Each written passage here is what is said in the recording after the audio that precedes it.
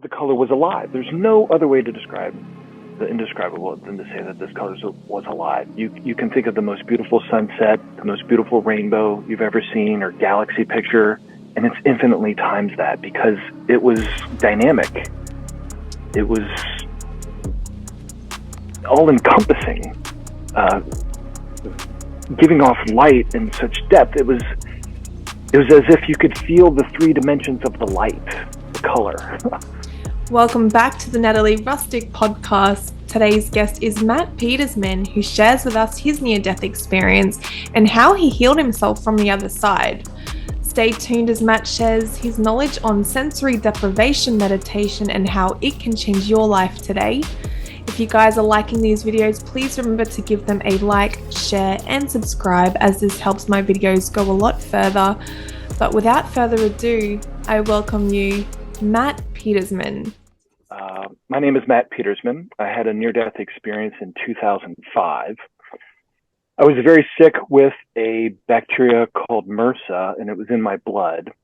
So I was septicemic, and I had meningitis, pneumonia, so bad I could only say one or two words with each breath, urinary tract infection, my liver and kidneys were failing, and my oxygen was in the 70s, which is very low. And that was the scary part when the ER department sent me straight to a regular room. They didn't send me to the ICU. And this is when it really hit me, when the nurse came into my room and she put the oxygen sensor on my finger and she kept repeating, "But you're sitting up and you're pink." And I didn't know what she was talking about. And then she grabs another, she thought hers was faulty. So she grabs another nurse and she does it again. She's like, "But you're sitting up and you're pink." I didn't know at the time. It took me years to go back and look at the medical records, but it was in the 70s. And he answers the phone, says, "I can't talk right now. I'm dealing with an emergency." And then hung up. And then I realized I was an emergency. The emergency room should have transferred me to an ICU room, which is what this nurse did immediately. And I don't remember getting there, but that's where the story starts. I was flying around very fast, what I really believed was Central Park in New York City in the fall. 100 miles an hour. And I could see every single leaf on every single tree as if it was through a microscope. Every single vein, every single cell. And the color, the red, orange, yellow, purples, they were unlike any other color you can imagine. I've seen fall trees in Connecticut in the fall, and it's beautiful. They take bus rides out just to look at the colorful leaves. This was more beautiful than that because I could see each leaf of every tree intimately. And the color was so deep and alive. There's no other way to describe it. And then I flew through what I considered the concrete canyons of New York City, all the skyscrapers, flying very fast. But the streets, I could not see the streets or sidewalks because they were filled with millions of faceless souls, people. And except for one, there was an older gentleman who had a hat with a ribbon and a very colorful feather. And again, I was flying so fast, but I could see all the fibers of that feather, all the color in that feather, and it was illuminating. It was translucent and glowing. There's no other way to describe it other than the color was alive. And that's when it gets really good. I hover out or up, and next thing you know, I describe it as a drone flying through fireworks. That's the best way I could describe it. And that this color was exploding. It was just everywhere. It was like the color was alive. There's no other way to describe the indescribable than to say that this color was alive. You can think of the most beautiful sunset, the most beautiful rainbow you've ever seen, or galaxy picture, and it's infinitely times that because it was dynamic. It was all-encompassing,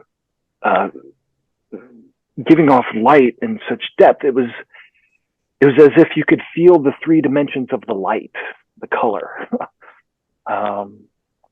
And I remember at one point it was even like a purple and blue, and I thought to myself, well, that's hard to contrast. Why not purple and yellow? And next thing you know, the color's all purple and yellow all around me. And to this day, that's kind of become my favorite color, the combination of purple and yellow. Well, somehow in this ICU room, I managed to open my eyes and see my wife sitting in a chair. The room's gray, completely, very dark, almost like a mist, like Yoda's home. And I see my wife sitting in the chair, and I want to tell her about all the stuff I'm seeing, but I couldn't speak. And I'm like, oh, I'll just raise my hand. And I couldn't even raise a finger. I couldn't move. I couldn't speak. And then I realized I couldn't move. And then I'm thinking, oh, shoot. Oh, well, what if I don't get a chance to open my eyes again and tell her how much I love her? And I kept desperately trying, and I finally gave up, and I went back to this color. And it was unbelievable. Again, this color that was alive. But then I remembered I had written her father a note when he got cancer 2 years before, a very aggressive, 10% live a year, 10 to 15% live a year. He almost lived 2 years. But when he first got cancer, I wrote him a letter because I believe in the power of the mind over the body. And I could not leave my wife with a dying father and a 20-month-old daughter that we had. And in that letter, I told him about how to visualize his body going after this cancer in his cells, at the cellular level even. And of course, we're all going to die. I mean, we all do have a terminal condition called life, I like to say. And, how do you want to live your life? And I didn't want to leave my wife. So I envisioned I was the commander of this white blood cell army. And I was multiplying this white blood cell army by the millions and the billions and the trillions, all, to the point where I remember holding my arms back, preventing. I wanted them to build. I wanted them to get as large as army as I could, until they started breaking through, and I just had attack. And these gazillion white blood cells, I envisioned each. I could see them. I could see the white, like a ball of almost clear jelly, really going after, encompassing all these bacterial cells in my blood and in my body. I envisioned this. I saw it. And of course, I had a cocktail of modern medicine and antibiotics, but I managed to recover. And I don't remember waking up. I don't remember opening my eyes. What I do remember is only being able to say one or two words with each breath. And my fever was near 105. And so I say that the love of my wife saved my life. That, a lot of people who have near-death experience they don't want to come back. And they're told, no, it's not your time. You got this purpose. You got to go help other people, yada, yada, yada. And me, that's where my story, I don't have a profound near-death experience as far as meeting Jesus or God or Buddha, Yoda, whoever. But mine was unique in that I didn't want to stay, as great as that color was. And when I closed my eyes, went back to it, it was the best. It really, if that's what heaven like, if that is what heaven is like, being all encompassed in this beautiful color that's alive, this color that you cannot imagine here on Earth. And I think what it is maybe is, our physical eyes can only see the visible spectrum, right? From red to purple, violet. And in that spiritual dimension, maybe we can see the infrared and the ultraviolet, just like the bees see, and other animals and such. So I don't know what it was, but it was definitely alive. It's incredible that the majority of near-death experiences, they don't necessarily want to come back right away, whereas you almost willed yourself to come back and that you intentionally healed yourself from the other side. Do you believe that you're the reason why you're here today rather than there? Well, the skeptics will say that I had vancomycin and all these other antibiotics. I mean, they didn't know what I had initially, so they just bombarded me with everything. But then once they figured out what I had, there's only three medicines in the world that kill it. And, I had a friend, a neighbor who sold for Pfizer, and he said, Matt, the only reason you're alive was because you're young and healthy. I've seen this kill, many people in their 50s and 60s. And of course, this was years ago. My gosh, I'm dating myself now, but that was 18 years ago. Um, And so, yeah, it took me a while. The crazy part is, for 6 years, I blew this off as hallucinating. And it was the show on Discovery or Science Channel, or I forget which channel, but the show was called I Survived, but it wasn't the regular I Survived show. It was called I Survived Beyond and Back, and it was always three near-death experience stories.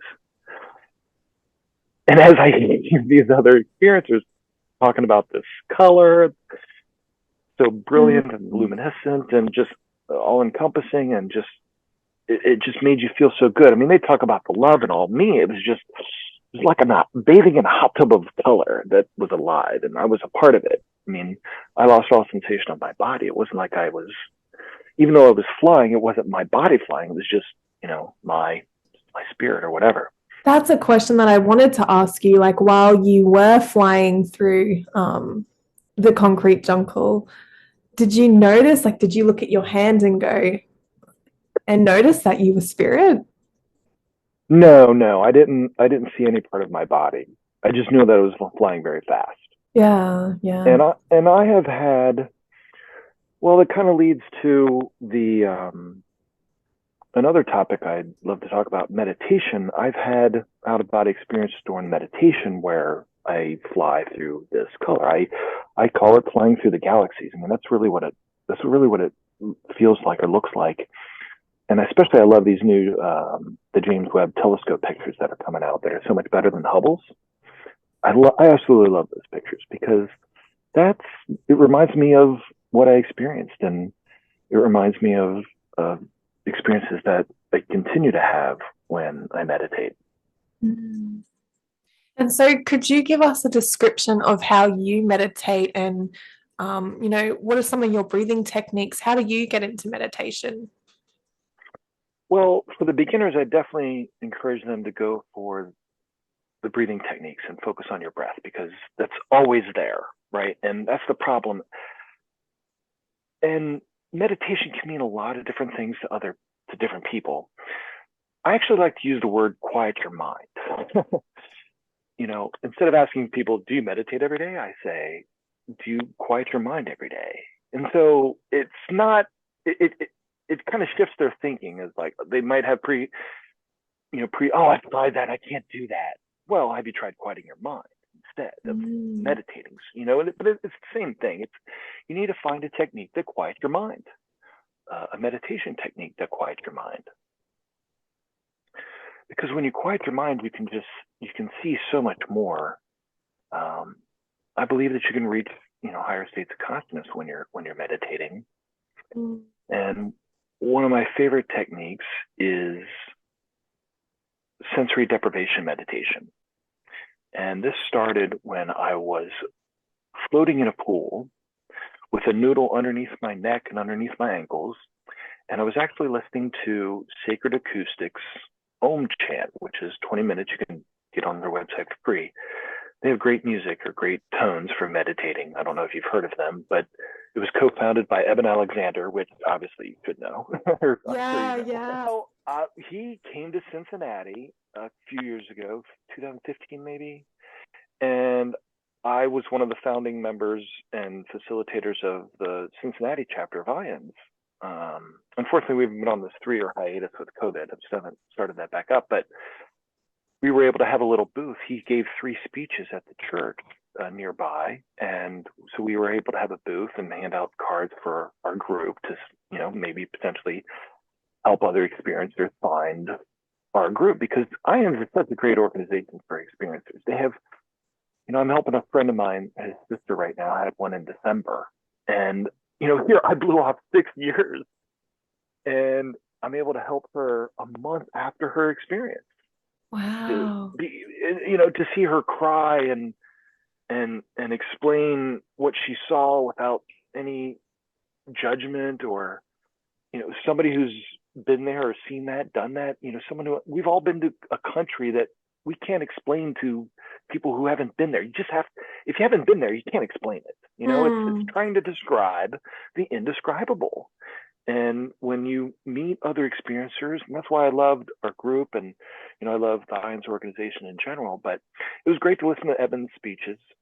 And Howard Storm's story is really the one that Mm. I felt, he's the one that I found first. After I watched that show,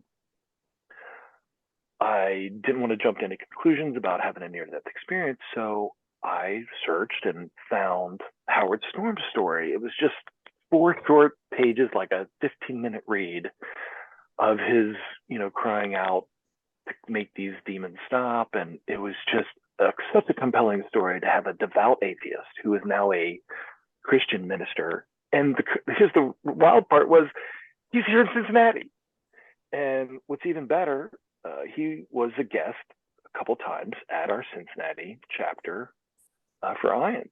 And so, yeah, I love connecting with other experiencers who have something to share or to support those that are just completely lost and, feel like they're going crazy, really. So there's two reasons why I started this podcast, Matt, and that is because, I feared death myself. Sorry. So I gave birth to my daughter, Isabella. She's 4, about to turn 5 soon.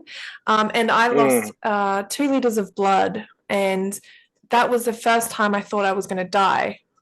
I didn't. I'm still here, which is amazing.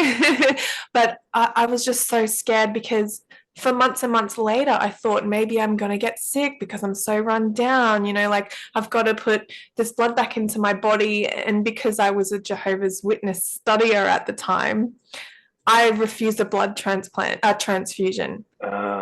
So, yeah, you could imagine just how weak I was for some period of time.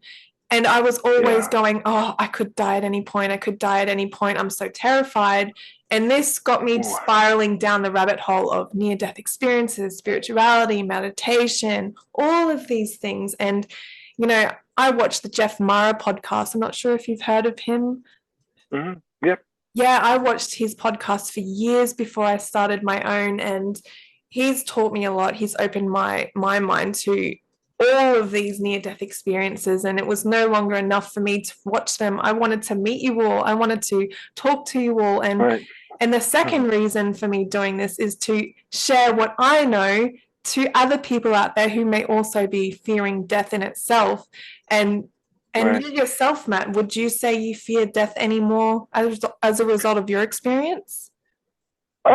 Well, I didn't fear it so much before, but I certainly don't fear it now.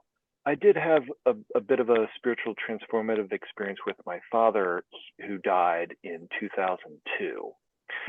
Because I was given 40 days. It was crazy how much 40 days came into play here, but I was given 40 days from the time we found out he was going to die till he did. And so we got to talk about it, planning. And we agreed that he would give me a sign from heaven. I wrote about this actually in a chapter in a book, but I guess I'll have to get a copy for sure. But it's a great story that I asked my dad, hey, give me a sign after from your heaven. He did multiple times, and he continues. I mean, so it was amazing to have a closer relationship with my father after he died. Too many people focus on the physical sorrow, but the spiritual aliveness, the spiritual connection that you can still have with your loved one, to know that their consciousness, that their essence survived their physical death can be a tremendously healing part of the grieving process. And I've seen it happen. I've helped friends, I've helped strangers, I've shared this chapter with people who've been even suicidal. in the chapter, there's a story about a suicidal friend who lost his son to a heroin overdose, and he came to me in a couple of visions. One was first time was a dream, the second time was a twilight vision, but with information to help his mother in her drowning grief. I mean, can't get out of bed kind of grief. Yeah. And so I when you have these magical experiences, not just with my father, but other dreams and visions that I've had, they've been healing messages for people here. And there's been a lot of names that have come to me that are the exact name of the person who they are trying to connect with, a friend of mine. But really the suicidal ones are the ones that get me the most. When my friend told me that she was seriously suicidal for 6 months, I thought to myself, well, what if I never shared that dream and vision that I had of him? Trying to help her. With these dreams and visions that you have, is this a side effect of your near-death experience that you're now able to have these visions and dreams? I definitely think having a near-death experience helped. I do believe that everybody has the potential to quiet their mind enough and meditate enough to reach a higher level of consciousness and even have out-of-body experiences. I mean, there's great stories from our monthly meetings that we used to have from experiencers who regularly have these out-of-body experiences, and they come in and every night they go help spirits transition from death to heaven. They're having trouble separating from their physical body, and every night they go help these poor souls transition to heaven. I mean, there's some great stories it all pans out too. And that's the most amazing thing I've ever heard. So they're doing the work whilst in this reality, leaving their body to help those transition over to the other side. That is what I call a light worker 2.0. Oh, yes. Well, yes. I mean, there's a lot of spiritual jobs, if you could call it that. But mine, I just want to help more people, meditate their pain away, because that's what I've had to do myself, but also to meditate, to connect to their loved ones. If maybe it's a case where they didn't get a chance to say goodbye, or there was even tension. Yeah. I do have a bunch of these stories kind of bottled up. I haven't published it or finished a book yet, but it's the One Step Closer to Heaven chapter that I wrote in that book, and I want a place to be able to share all these after death communication stories or dream visitations.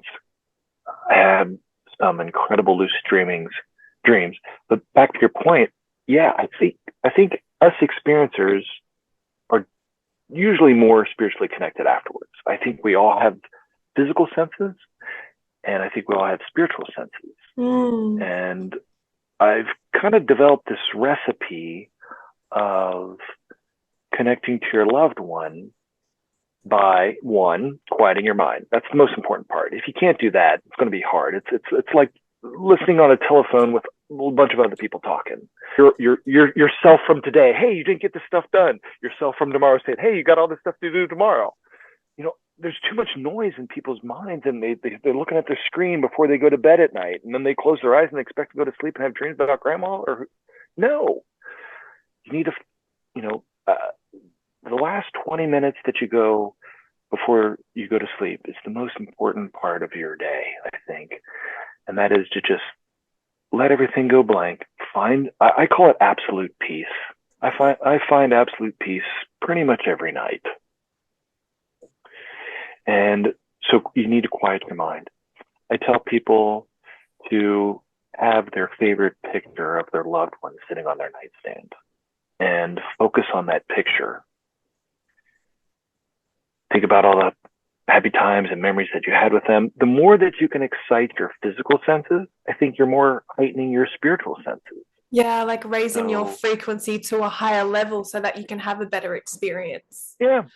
Well, for instance, I wore my dad's belt for years after he died, and I used his wallet until I lost it. But if there's any mementos or clothing items that you can wear of theirs when you're going to sleep or have in the room, or any smells, perfume, your mom's perfume that she used to wear.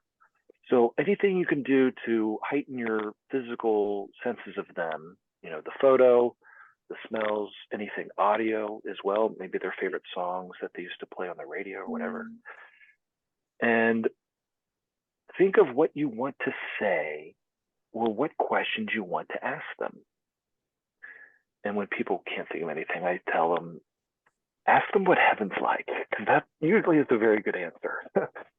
And focus intently on those questions or those things that you want to say about, how much you miss them, or you didn't get a chance to say goodbye, or you're sorry, or, will you forgive me? Or do you believe that we need to use protection, where they say surround yourself with the white blue light? What's your take on that? And also, what about the power of thoughts and intentions as well? Oh boy, a two-part question. Well, the first one, and I did come up with this originally. I didn't steal this from anybody, but yes, you need to have protection in the spiritual world. I call it like the condom of the spiritual world. If you go in there with bad intentions, and that's usually what it comes down to, is if you're an evil person in some fashion and you venture into the spiritual world, there are evil spirits that will see you as, hey, look at this guy, let's go. And you can have bad things happen. I mean, I would not recommend that at all. And it's interesting you bring that up, because I forget which medium I like to listen to audiobooks. It might have been James Van Praagh. I think it was about surrounding yourself, before you do this, surround yourself with the most loving intentions. Know what's in your heart. Why are you going there? Is it to say goodbye to your brother who died tragically? Give him a big hug. I've had that happen multiple times with my dad, and my brother has hugged my dad multiple times in his dreams. It feels so good to wake up feeling like you just hugged your dad that died. And so one time I had, and James Van Praagh had mentioned this, if it happens, I believe an evil spirit did come near me, and they can't lie. That's the best part. And I asked them, are you from the light? And if they're not, you surround them with love and you send them on their way. And that's exactly what I did. And I think the word got around because I've never been approached since. You know what I mean? So I definitely think protection is needed. Know what you're doing before you get too much into spiritual connection. And what I just took from that message you shared would be to stay in a neutral mindset. So say a negative entity does come your way, don't be afraid. In fact, send it love and light, send it away, and know that you are powerful, you are light, and you are loving, and you are protected. So that could be something to think of too. Don't be afraid of it. Help it. Yep.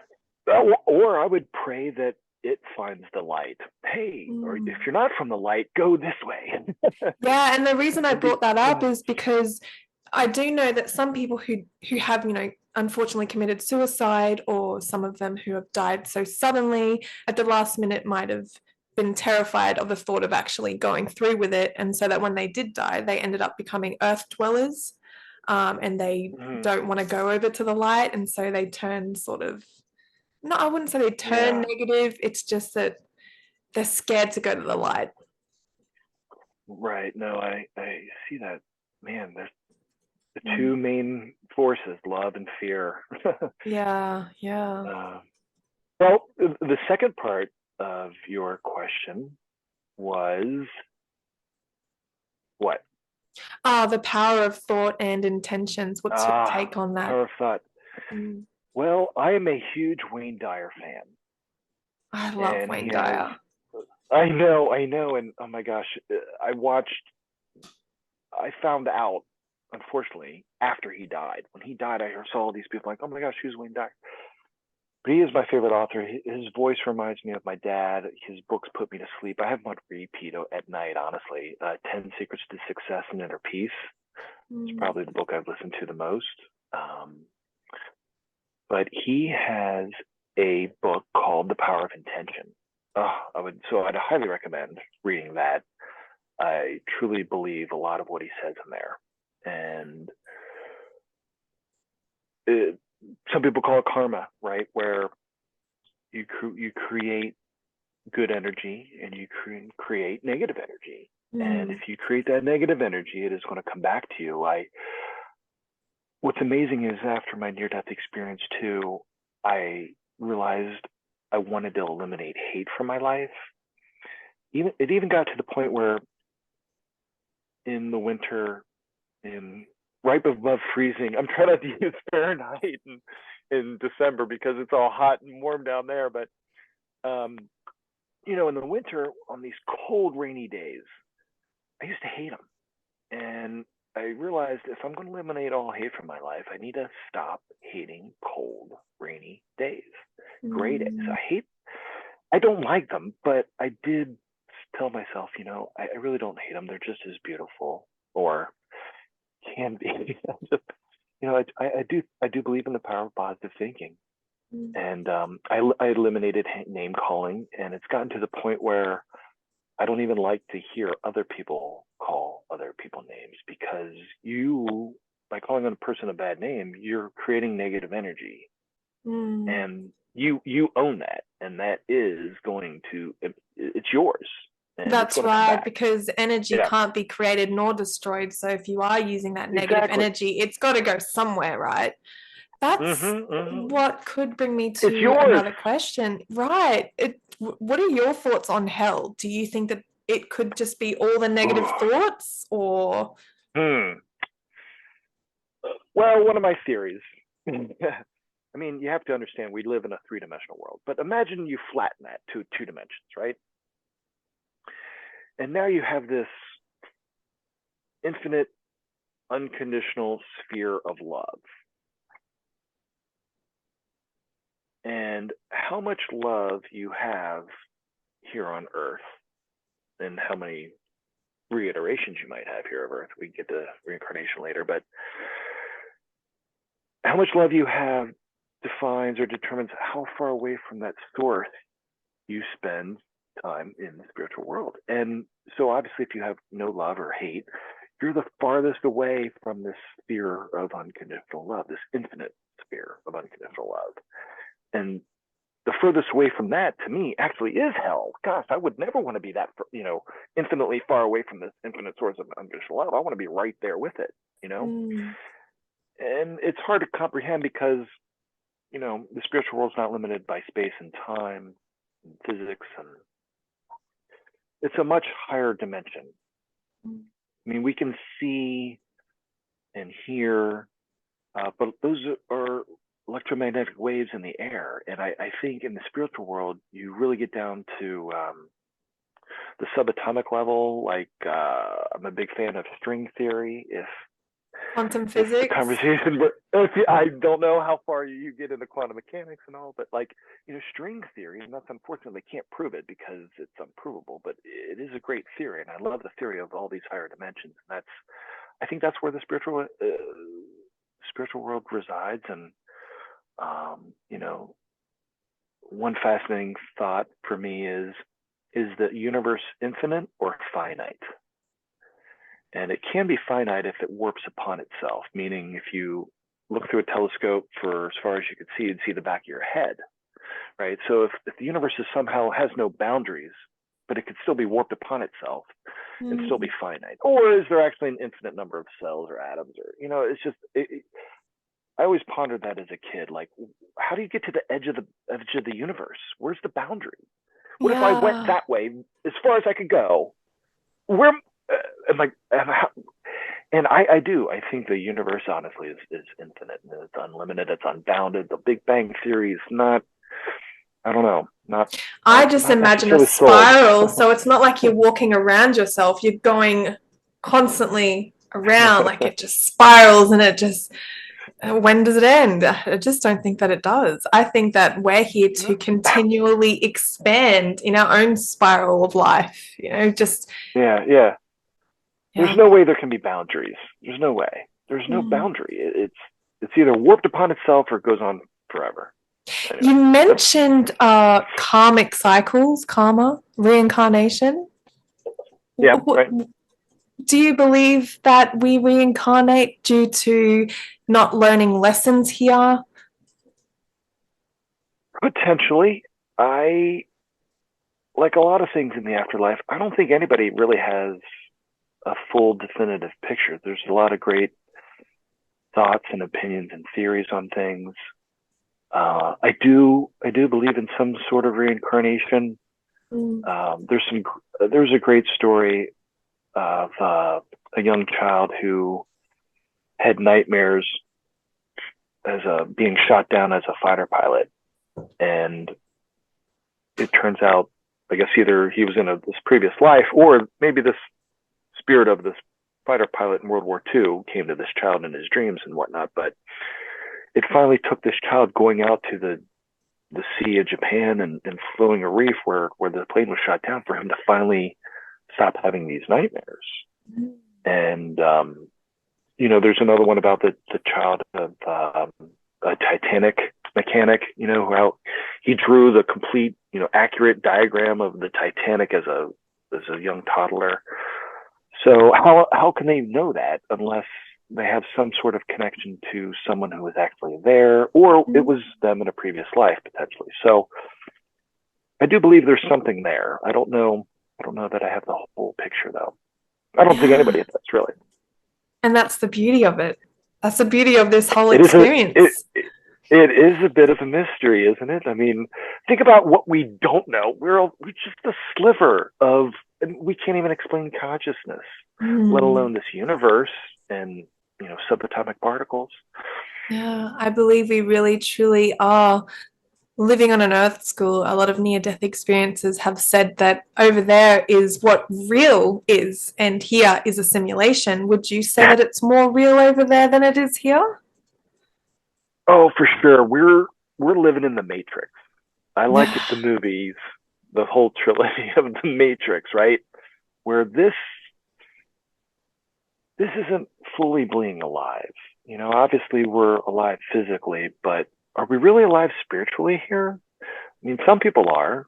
I believe I am to a certain. I mean, you can have different level, but in the spiritual world, you have no physical limitations. You don't have this. Think about living in a dimension in a world where there is no physics. There's no space and there's no time. There's no before and after. It's all at once. It's the now. It's fascinating to think about. I can't wait to go back home. Although I do like my life, so I'm enjoying myself here, let's face it. But yeah, I just love that you came to share your story with us today. I do have one more question for you, and that is, what is something that you would like to share with viewers watching here that may be afraid of death or someone who might be fearing the loss of a loved one?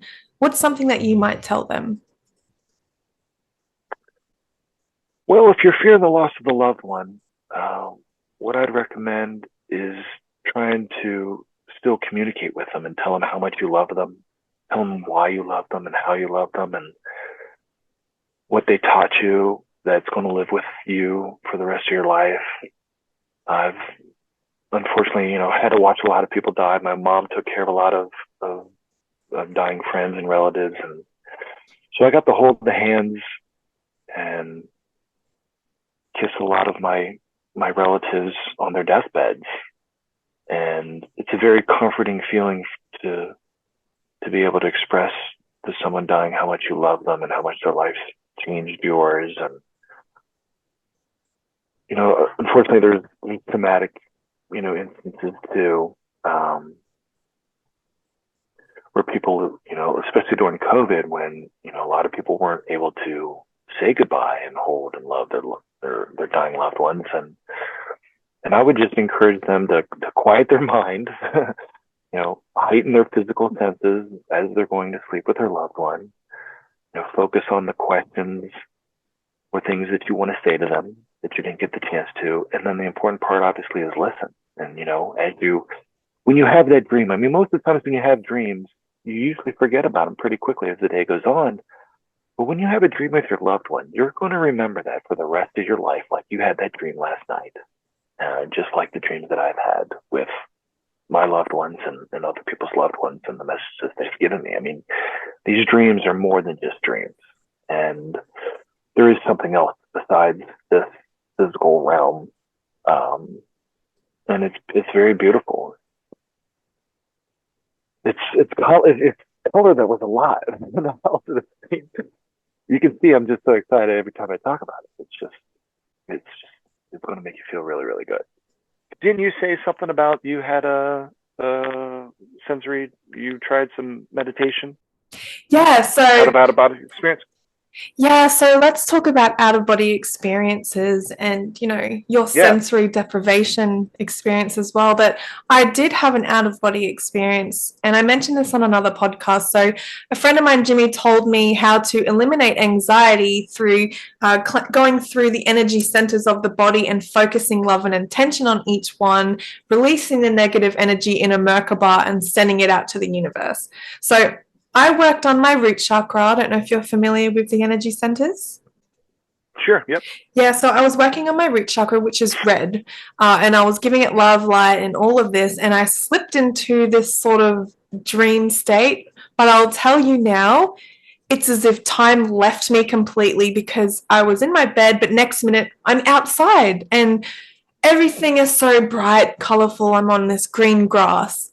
Suddenly, in this state, I feel like this place is real and I'm there, but I couldn't tell you how long I've been there. Like I said, time didn't exist there. Anyway, during that experience, my legs started to go completely numb, and I'm thinking, am I dying? And it's funny, my next thought was, oh, I host near-death experiences. This can't be that bad. I'm not scared, so I let go. Anyway, I closed my eyes and I opened my eyes back in my bed. So I'm in my bed and I notice, oh, I'm just going to go get up because my alarm for my air fryer went off, so my chips were ready to eat. I went to go get up. My body's paralyzed. But then I realized, oh gosh, I feel incredible right now. And I look down. I don't have a hand. I'm like, oh, I'm out of my body now. But the most amazing part, Matt, is that when I zoomed into the space where my hand should have been, it's like my imagination or my consciousness zoomed into the space where nothing was, and I saw what nothing looked like. And then suddenly I was back into my body. And that was amazing. So not only did I have an out-of-body experience, I had this lucid dream state experience. Yeah, it was incredible. And how recently was this? I think this was about 4 days ago now. And one thing I'll also share with you is that I've been high vibing since that day. A lot of energy, just positive, so exciting. And I also forgot to mention the loud vibration sound before I popped out of my body. It was like a humming sound that I didn't pay too much attention to till after. I was like, what was that loud sound? And it's just this woo, woo, woo, woo, woo, woo, woo. So is that something that you're familiar with or something that you've felt before? No, it sounds like this might have been an internal thing to you, in that obviously there was nothing external causing this sound. I feel as though it may have been my vibration. The sacred acoustics. Yeah, maybe you could have felt your own spiritual vibrating. I mean, that sounds absolutely fascinating. Well, I talked about the sensory deprivation meditation floating in a pool. And a couple months after that, I had one of many surgeries, but I only took one pain pill.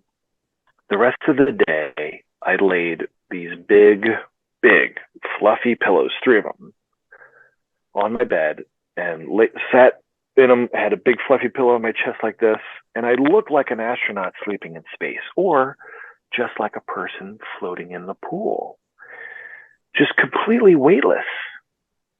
No, pressure on the body. The pillows were ultra comfortable. And of course, I had the sacred acoustic meditation. It has different frequencies in each ear. There's also hemisync is the other by the Monroe Yeah, it Institute. goes. Yeah. Yeah. And there's something about the different frequencies that triggers your brain and such. So I lost all sensation of my body. The last sensation I felt was the air going in and out of my nose, and then I lose sensation of it. And then the next thing you know, I'm flying around the galaxies again. And one of my experiences, I met my healer guide or healer angel named Kyle, and I didn't even see his face. All I saw was this white lab coat, and he was so focused on healing my knee. And I was like, hey, go for it. I don't need to shake your hand and say hello or see what you look like. Like, go for it. Fix my knee. And I thought it was funny because his name was Kyle, which starts with a K, which is the same as my knee. And they're both 4 letters, too. And I'm like, oh, my God, Kyle is working on my knee. And they both end in E. I didn't think of that either. Anyway, so I've had out-of-body experiences by having this sensory deprivation. And after that knee surgery, I did it 4 times. And when I woke up, I felt no pain. I literally did not feel on my body. Just like when you woke up, you said you just felt so good.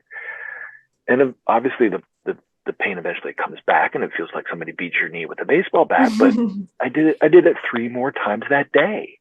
Yeah. And I continued to use this technique to lose all sensation of my body, which means, chronic lower back pain. I have permanent sciatica. My S1 nerve is constantly on fire. It's like having your toes plugged into an electrical outlet. That's what it feels like. And your whole nerve, maybe sometimes even all the way up to your hip, is like it's got this electronic buzz in it. And it can have different, obviously sensations with needles and pins and numbness and cramping and twitching, and the twitching is the hardest movements to ignore. As well. Yeah. The twitching is the hardest to ignore. I mean, I can ignore a lot of pain, but the twitching is hard to ignore, especially when you're, waking up in the middle of the night. But I use this technique quite a bit. The other thing I like to do is find lullabies, either songs or meditative music that plays on repeat all night long. And I'll either have my phone or sometimes I'll even have earbuds or headphones on. In the middle of the night, if I wake up in pain, I immediately listen to that lullaby and focus intently on it. And then again, I lose sensation of my body. I lose sensation of the pain. And then I'm actually able to go to sleep again because I've had some recent excruciating pain with my knee from a surgery in February, and been able to eliminate the pain away, just lose sensation of your body. And I just hope people can find a meditation technique that works for them, to quiet their mind and help them with not just pain, but anxiety and grief and sorrow, and maybe even trying out the recipe too, connecting to their loved one in their dreams. Do you think that this is something that you yourself could teach others? I do. I've taught some friends of mine this technique. I mean, it just developed on its own. I mean, I have recording of text or emails that I've sent to my friends about meditation techniques and quieting their mind and focusing on visualization. I also recommend that they visualize what portal would their loved one be waiting for them. Is it at the front door of their house? So when you go to sleep at night, visualize yourself driving to their house. And one of the ones I like, my visualizations, is walking through the woods in the forest and coming up to a home like Yoda or a Hobbit or Shrek's home in the swamp, but seeing light come through the windows and around the edge of the door frame, this light. And as you get closer, this bright white light is just beaming out. And as you open the door, you're just surrounded in that bright white light. So that's kind of one of my portals to the spiritual world. Now, but as far as their loved one goes, what portal would they be at? Would it be where they died? Would it be at their favorite place or the favorite vacation spot that you went with them every year? Mm-hmm. So visualize what path or doorway or portal your loved one would be waiting for you. as you go to sleep. And this will help have a dream with them that's more than just a dream. I've helped friends do this. So yes, I just want to help more people do this. That's incredible. And if you'd like, I can link your book and your information. Oh, you haven't got your book Not finished my yet, own. or? No, just a chapter. Well, one step closer to heaven.com is the domain I got years ago when it just came to me like, hey, what would be a great domain to have for what I want to do? It's just a landing page for now for people to just put in their email. So for people to reach you, Sure, that's no the worries. best way. So no, what I was going to, the best email would be feedback at one step closer to heaven.com. awesome, awesome. And I'll link that in the description of the video so that people can get in touch with you, to learn from you and to, learn your meditation and your deprivation techniques. Yeah, and I hope your video goes viral and people are able to follow this. I call it a recipe. Yeah. And if it happens more and more, then it should be shared more and more. That's right. I think it's just a magical, incredible experience that you can have with a loved one after they've died. Yeah, yeah. A dream that's more than just a dream. I mean, that might be another good domain to have, dreams that are more than just dreams.com. Yeah. I do have, you can cut this out, but I have questionsyoukantgoogle.com.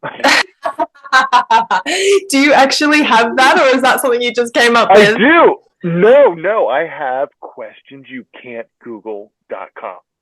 I actually have I started journaling for my daughter years ago. I haven't done it in a while, but I mean, we're talking 15 years ago. Lessonsformygirls.com. It's not a polished website. It's really just more of my personal journal. Even some of the entries are password protected, and Matt's Girls, one word, no space, is actually the password to a lot of them. But I wrote about my near-death experience there, and after my near-death experience, I wanted to tell my girls all about my father and how I grew up. So it's a lot of great lessons that I wrote for them, journaling. I mean, it's called lessonsformygirls.com. And I think I have like 250 or 300 different entries at various stages of published ready. And I would really love to clean up that site and publish it, because it has a lot of good content already in it. I also have the domain howtoteachlove.com. Yeah. Haven't really done anything with I know, but I haven't done anything with it. It just redirects to lessonsformygirls.com. That's actually a really good thing to do, because some people get so lost in their life that they forget how to love. They forget how to do small acts of kindness. And I was just talking about this morning with a friend, that how simple it is to just give someone a smile or just give someone eye contact to know that they exist. And it's those little things that actually make the biggest difference in someone's life, not the big, like, what can I buy this person?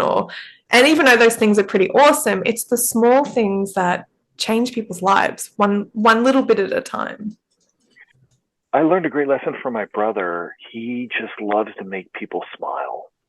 And he's been in the hospital a lot with health issues and all, and he's so randomly entertaining for the nurses. I mean, they just laugh and crack up with him. I mean, he really gets them going. He loves, and I have inherited this from him. I've watched him. He's older than me, and just I love this trait that he's taught me, is just it's great to make people smile and laugh. And if you can do that for one person each day, that's a successful day. I mean, yeah, and I think your podcast does this too. It really does. I really believe that I'm also changing my own life in a way, because I feel like I can give back to people who want to know about this stuff. It's not about me and what I want to learn anymore. It's about everybody else watching. And taking away from yourself and giving to other people means more than thinking of the self, if that makes sense. So in more ways, I'm also changing so much just by doing this podcast. I absolutely love what I do. Yeah. Yeah, it's a great service to others. I mean, really, that's what we all should be. Is how can I help somebody? I want to be able to help people in their grief. I want to be able to help experiencers. I want to be able to help people in pain. because it's helped me, and I truly believe in that phrase, you help yourself by helping others, right? And so I truly believe I am helping myself by helping others.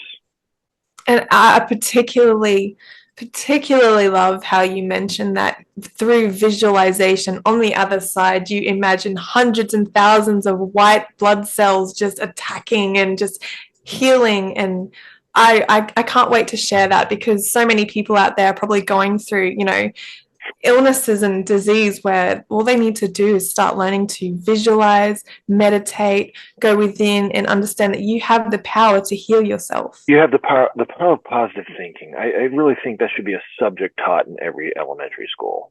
Just mindfulness in general, but more specifically about positive thinking.